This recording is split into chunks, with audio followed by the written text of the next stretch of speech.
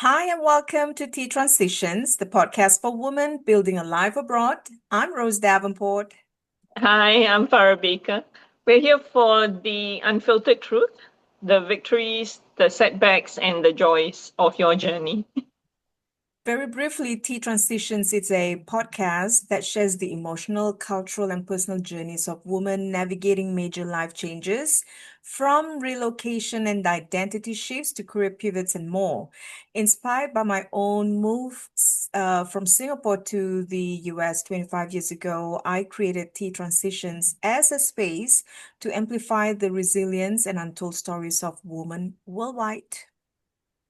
So, whether you're starting afresh or finding your way, you are in the right place. So, without further ado, we would like to welcome our guest for today, Polly. Welcome, Polly.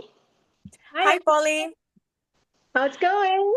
Good. How are Good. you? Good. That color So, looks good on you. Yellow. Oh, thank you. Just I thought I figure I'll wear something bright There yes, before you the go. yes. event. Yeah. Perfect. So, Perfect. listeners, just a brief background. Polly is originally from Taiwan. She has been in the US now. Tell us how many years, Polly? 37 years. Wow. Okay. Yeah, So, Too so long. it's been a long time, long it time. is. Yeah. So, tell us when you arrived here and what was that experience like initially? Okay, so I came to United States right after I turned 20 years old. And so I got married. Um, then took me about 5 years to get used to United States. Mm. Um, for the first 5 years, it was hard, I have to say, because it definitely is a culture shock back then. And so for the first 5 years, first 2 years, I didn't know how to drive. So I started at, it depends on my ex-husband a lot. So I was really tight into home base, and I just walked to work. I have to say, I would put my life like into four stages throughout all those years. So the first stage, it took me 5 years, but the first a year and a half, I actually worked in McDonald's, and I walked to work. And then, so during the first a year and a half at McDonald's, I learned quite a bit about culture and people. Okay. And people, for sure. Yeah. Um, I didn't speak English really well. I have to say that's like my second language. It's for Mhm. first. So going to um, McDonald working, um, it was a lot of culture shock. I have to say. Now, So just a brief segue here. Now, you actually studied architecture, am I right? oh yeah, yeah, yeah, Yeah. yeah. So, I studied uh, architecture. Yeah, yes, but when you came and here, you so couldn't do that job. So you had to go work at McDonald's, basically. yeah, because the measurement different. And Mm-hmm. so first I did try to go into that field, Mm-hmm. because back then it was, they call CAD, which is like a drawing in architecture, that's like a Mm-hmm. software. And because the software base is measurements different, so I have a Mm. hard time. And with the language barrier, so I Made it couldn't worse. really, yeah, you couldn't Yeah. really kind of like, you have a Mm-hmm. tendency of like, okay, looking at the number and you try to exchange the numbers. And so Mm. I actually went to the interview with people. I wasn't scared of it. I just, want to see what I could do. And they told me like, although I could do the drawing, you have to do a profile and stuff, Mm-hmm. but the measurement really hold me back. And also the language barrier also hold me Mm-hmm. back. Mm. And, Now, I'm and being sure, here, mhm. yeah, I'm sure 37 years ago, as opposed to now, that software probably has a uh, conversion technique by now. Back then, it didn't have something like that, right? Yeah. So I would technology for you. imagine, I would imagine, I would Yeah. imagine. Yeah. And so, but, being here, and know like a language barrier and also no experience on other, field per se. I had to find a job that, I mean, being young, you don't have money, you're here, and you don't have family around, so you have to survive also. So, so I find a job in McDonald and walk to McDonald to work every day because it's close to the apartment that we stay in. And so for doing working in McDonald actually helped me of learning how to speak with people. And one event that happened while I was working in McDonald was that some lady that came in and says, "Hey, I help her and stuff," and then she said, "Can I have a strawberry preserve?" And I I kind of froze at that moment. I was just like, "Oh, Miss, I'm sorry. Can you tell me what preserve is?" And then she started chewing me out. In a sense, it's like, you didn't know what that meant. Why are you working in, American company? Go back to your country, kind of thing. And then, my manager just marching from the back to the front and says, "She's just asking you nicely, explain to her what that word is, and you can say anything. Why do you have to like?" She basically cussed me out, kind of thing. And so he's like, "We don't need to serve you. Please leave." And so In the first place, who on earth today would, while even 20, 30 years back, would say strawberry preserved? It has always been jelly. I'm sorry, that lady is just trying to pull a fuss. okay, right.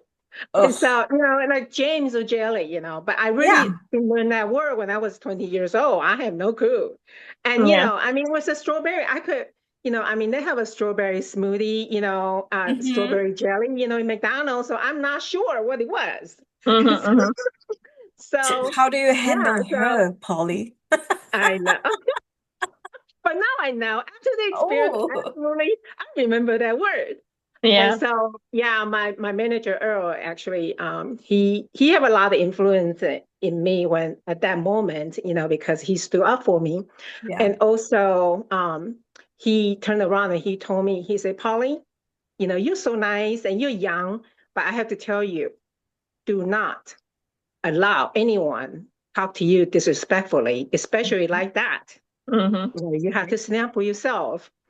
And so, little by little, I learned how to handle, the different situation. But I have to say that experience to me definitely has, helped, I mean, in that line of work, you have to admit there's always going to be difficult customers in and out, right? Yes. And There's you a have, lot of disrespect people to, I would say, fast food workers, until today, the best way to overcome it, again, if we can keep calm, is also to be tactful. Yes. Yes. That to keep yourself going and let the car move away and get another customer behind. I mean, Right. what else to do? But Right. kudos to you for handling it professionally. Yeah. So a year and a half later, I was still working in drive-thru, so it's a different town. And then, this manager that across the street from First Virginia Bank back then, First Virginia Bank converted to BB&T, and then BB&T now is Truist. And so, I went through the banking. And so she comes every morning and she get a cup of coffee and then English muffin sandwich. And so, I will always, like very nicely saying through the microphone every single morning. I said, "Good morning, welcome to McDonald. How can I assist you today?" And so she came like every single, like in a couple of weeks, and then she says, "Hey, Polly, can I ask you a question?" I said, "Yeah." And she's like, "I think you're too nice to work in McDonald. Can you come and work for me?" And I said, "Where do you work?" And she said, "Oh, across the street at First Virginia Bank." And, I just first got into that town, transferred from one McDonald to another, moved. And so I was just like, "Okay, I'll come to a field application." And she said, I was telling her that, but I'm taking classes in community college, trying to improve my language and also take some accounting classes, kind of thing.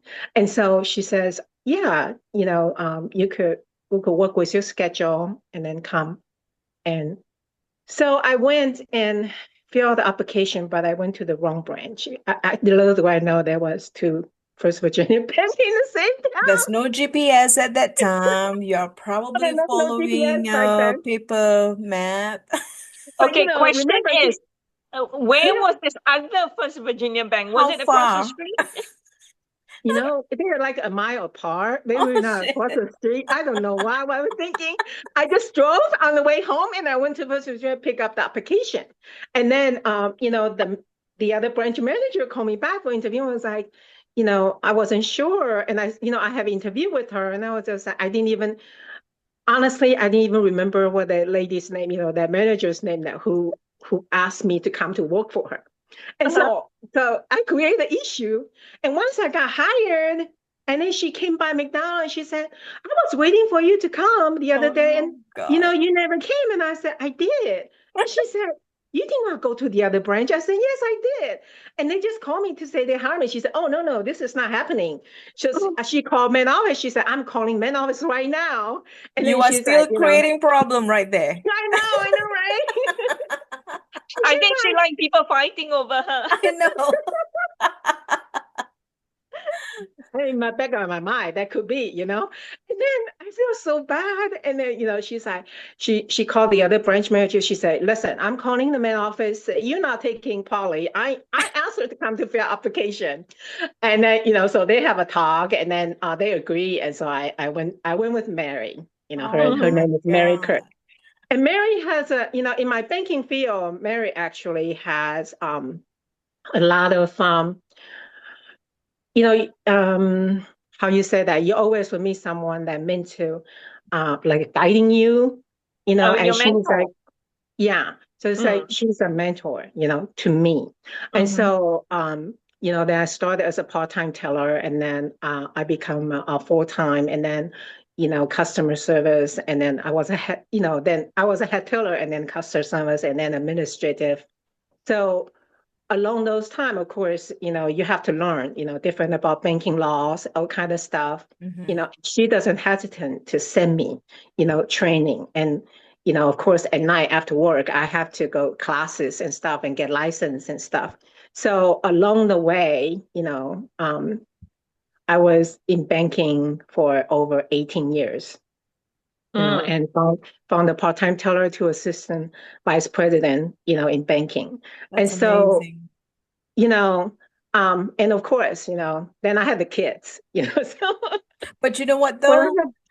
Your go-getter attitude and character allows you to climb up that corporate ladder without you even thinking. That's actually going up the corporate ladder. It's huge here in America. I want to go back to that moment again, because it sure built a lot of emotional trauma, right? Working through the drive-through and still dealing with customers. What was the lesson that you learned during that period? The lesson I How to cope? learned What's your coping mechanism at that time? I actually become nicer. I become nicer of asking, people to be patient with me, because learning, first, I think you have to be not afraid of asking questions. And I never was afraid. I don't mind to say it up in the front to tell people, I say, listen, it's not my, English is my second language. So some stuff you say, I probably could have a gesture, any language you could have a gesture, what it meant, but, in the detail you won't. And, if I really don't understand, that's when I will ask questions. I say, please be patient with me. If I ask question, it's not because I'm stupid. I just want to know what it really meant. And so I could have that in memory. Back then, technology is not like today. You could ask Google. Whatever, maybe it does, but, I never encountered that, now it's like, I could ask Google, I could check the YouTube, to see, at least you could get some information before you ask questions to a person. And so I think, and not to be so sensitive, because some people probably it's going to be laugh off a little bit, but so what? Yeah. If they help you, Mm. knowledge is power. So if It you get is. a knowledge, I always believe knowledge is power. So you have the knowledge, you're not scared of anyone that look down on you. And Mm-mm. besides, Mm. I think I'm pretty smart. There you You are go. very smart. I think Round of applause to basically you. the takeaway from that is, as they say, it's how you choose to make yourself feel. They make you feel a certain way, but how you react it's Yeah, within your control, correct? yeah, Now, yes, your 18 years in the bank, at some point you became a single parent, yes, correct? Yeah. Can yes. you tell us a I, little bit about those challenges while you were going to school, working full time, and having the kids, all being a single parent? How did you I had manage that? to, yeah, to be honest, that back then I feel guilty all the time, because you're trying to balance it out and you really can't. You have to put food on the table. You Mm, have to, do the budgeting and you have to spend time with the kids, and so, along the way, I make the big decision. It was scary decision, honestly. In the surface, I would think that I handled the stress really well, Mm. you know. And then when I, decided, because the daycare really was taking care of my kid, and my kids, honestly, mm, by then I had Tiffany as well. So, with both of them, and I drop them off in the daycare the first thing in the morning, which is 5:30 in the morning, and I don't really pick him up until 7 o'clock at night. And Wow. so they're the first one in the daycare and the last one to go. And so that event kind of happened for about a year and a half. And I finally say to myself, enough is enough. I can't. And besides being in the management, I have to attend events on the weekends sometimes to entertain clients. Right. And so they take away from the kids. And I was just like, the reason I have a kids is because I want to, have some type of guidance to them and spend time with them. Yeah. And so I just decided, okay, I am going to quit and I'm going to, do something else so I could take them to the soccer game. They have opportunity to learn something. And also, daycare don't have to continue raising my kids for me, you Mm. know? And so I left the banking and then I went into real estate, because it mm, has a lot of flexibility and stuff. So being in the real estate for about, I would say 4 years almost, 3 to 4 years. I was doing well, because, you get to, learning about, again, you're in a different networking, Mm-hmm. mm, people are making a big, huge decision. And, so, it's like you're part of it. And, Yeah. you have acknowledgement and to teach them to make the right choices. And, you mm. get to see some beautiful houses and some yucky houses as well. Kind of go both deal. I mean, I see a lot of yucky houses in my Mhm, lifetime as well. But yeah, yeah. And so, but what's difficult about real estate is, you know, you you guys both have the houses, so like, big chunk of money going to the real estate when you are a, either buyer or, when you're a seller is the one handling the stuff. Buyer really Yeah. don't come up with the money. But when you're selling the house, that part of the money, it gets split, to mm, so many different ways. And so, $10,000 deal, like looking at, oh, it go to, the broker, but that 10,000 could be like, by the time it come to me, it could be 4,500, 4,000. mhm. Yeah, about $4,000 kind of thing. So really, it's a lot of fees involved and stuff like that. But the deal is a deal.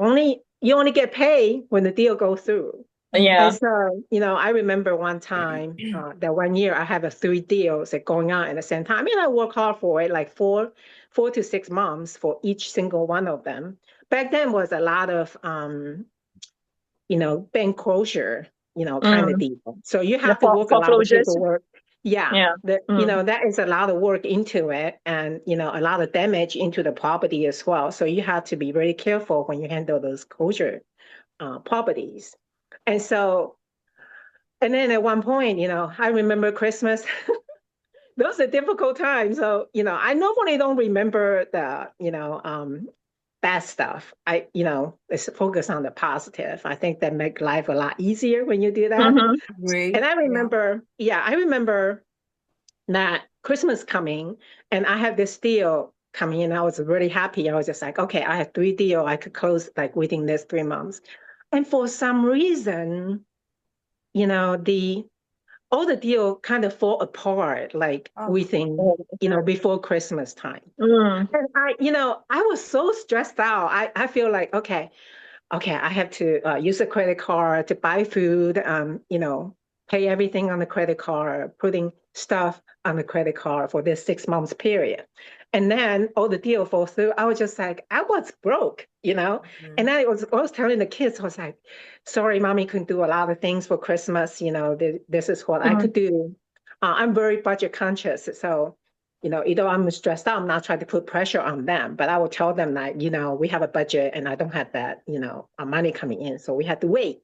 And so then after Christmas, I was saying to myself, maybe this is not the field for me. I need to find some other job. And I'm, being banking, the bookkeeping part that I'm really good with.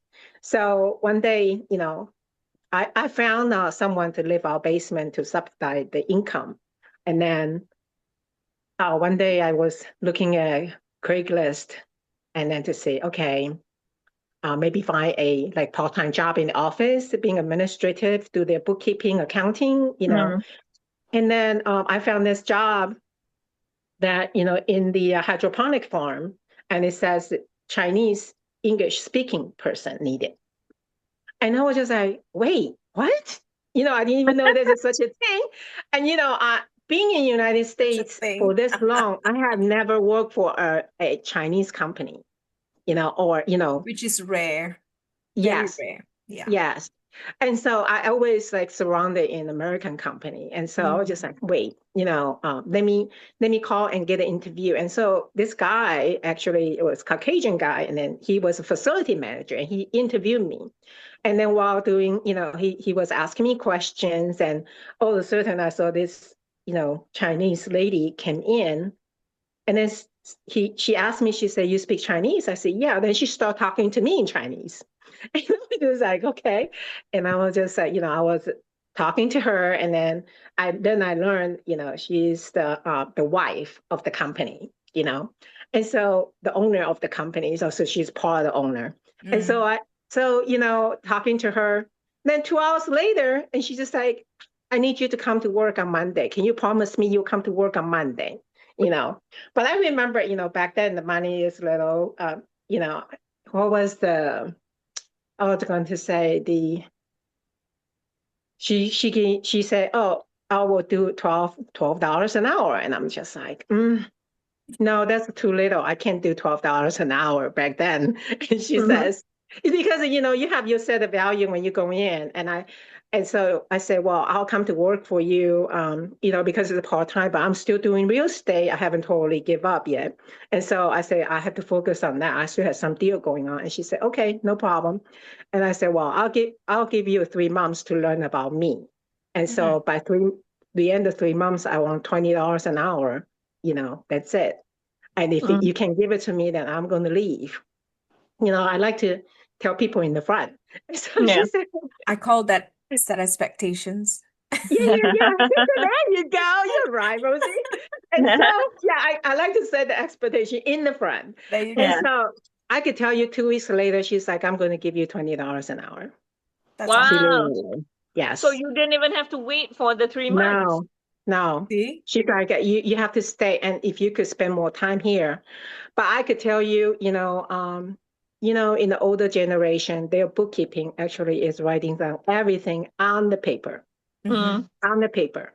And so I was just like, I was writing checks, literally every single check, 100 checks a week.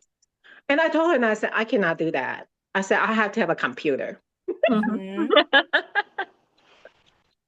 then I learned that they have a contractor, that she actually fax over, the timesheet, and for this contractor to do the work. So I'm like looking at the bill and stuff. I was like, I could do that. Why, I could do payroll. Why do you need to Mm. hire someone to do it? And so I was looking, I mean, they literally were charging $3,000 a month for them to do the work. You could Wow. put it in the computer and do it yourself. And Yeah. QuickBooks only $200 a month, for the Mm-hmm. small company, right? And so they were like, really? And I said, yeah, I could do it. And then she's like, well, what's going on with the tax and stuff? I said, I could do it. And Mm-hmm. so she's like, okay, then we're going to let go of the contractor and then you do it. I said, okay.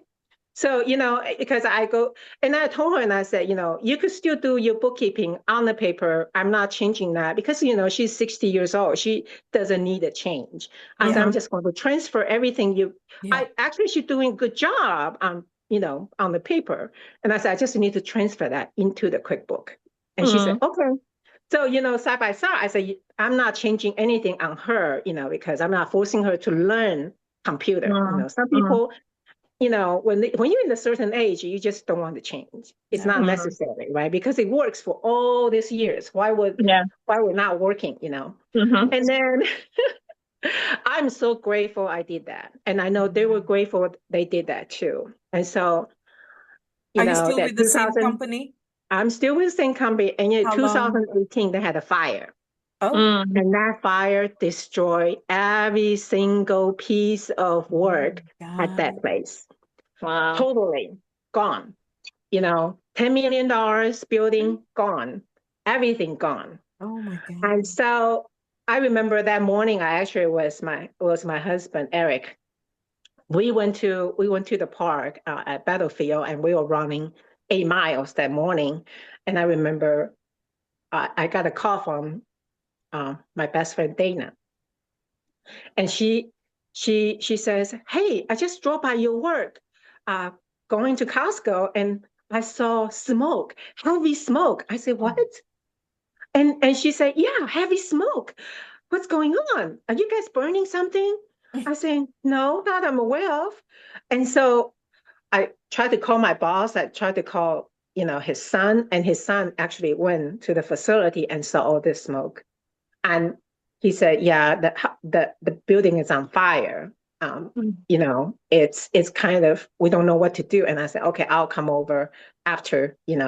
So Eric and I went over, and we literally watching that building like burn To ash. 4 or 5 days. It actually take 4 or 5 days because we have a mung beans, and mung bean does it burn as smoke, and Oh my it God. couldn't. Yeah, everything was gone. And Wow. then, so I have to deal with the insurance and everything is in the computer. So, I had some stuff. I'm just grateful that I was on top of it. So I could pull all the numbers and you have to Yeah. show you all the information is inputted.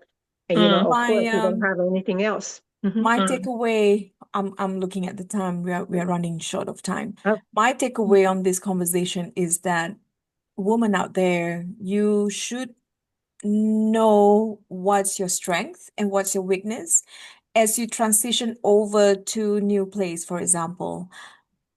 Take your time to evaluate where are the areas that you want to focus as you build your career, you build your new life.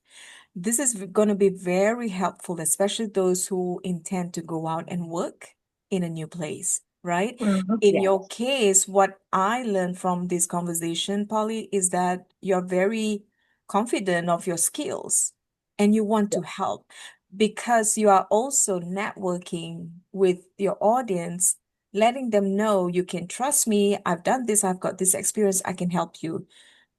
In your last conversation with your employer, you actually kind of give them a heads up. Hey, this is going to be cost effective if you give me that opportunity to take on this payroll part of the work so that I can handle everything and then cut costs on temp because yes, temp workers can add up, the yes. billings and whatnot. So congratulations, you can run your own company, girl. Oh, What she's fully capable. Yes, Oh, I I think know. yeah, what it is as well is Polly, you make an impression on people Yeah. who immediately get very attracted to the way you serve them, You the way handle you the put yourself situation. forward and Mm. are willing to give you a chance, Yep. a shot. And you were Yep. given that twice over, you Yep. know, and you showed them more than ever that, hey, I am worth this. This is what I Yeah. am worth, and I'm showing you what I'm worth. And you've been very lucky because these people are very, very supportive of you as well, I right? won't be Yeah, surprised yeah. if this They couple ended definitely. up, if this couple Mm. one day come to you and Eric and say, "Can you take over the business?" Wouldn't that be nice? Actually, that they definitely, especially my boss, he definitely treat me like his own daughter kind of thing. Mm. He, I handle all their finance, and so his personal and company and stuff. So, definitely the input, and I told him, and I said, I just couldn't change myself, Yeah. because you just want to have someone that work for you and they really think for the company rather than oh, you tell me what to do. And, Yeah. I say, Yes. I'm just a hush hush person. So I would tell Mm. you good or bad, and if, Mm. I mean, you're the boss, you could do the final decision, So either what's it's buying the next? machine, either it's doing, budgeting wise, I could tell you financial goals and, I think it's a good idea or not good idea. There you Mm. go. That's how we handle it. Yeah. I know you are also an empty nester now. Your kids are already off to college, do their own thing. What's next for you and Eric? We are enjoying 5 fur babies. I have 4 cats and 1 dog, and just travel, just Okay. relaxing. Mm. In That's good. I'm like thinking back as like in the 30s and 40s, you just kind of work hard and trying to like shape your life and stuff.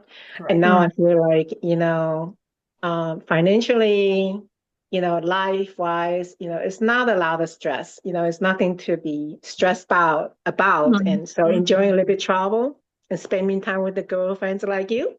So Ooh, looking forward to that all the time. I know, right? Well, again, Polly, this is fabulous conversation we're having. Something different, something to pick up the golden nugget here is determination, right? Yes.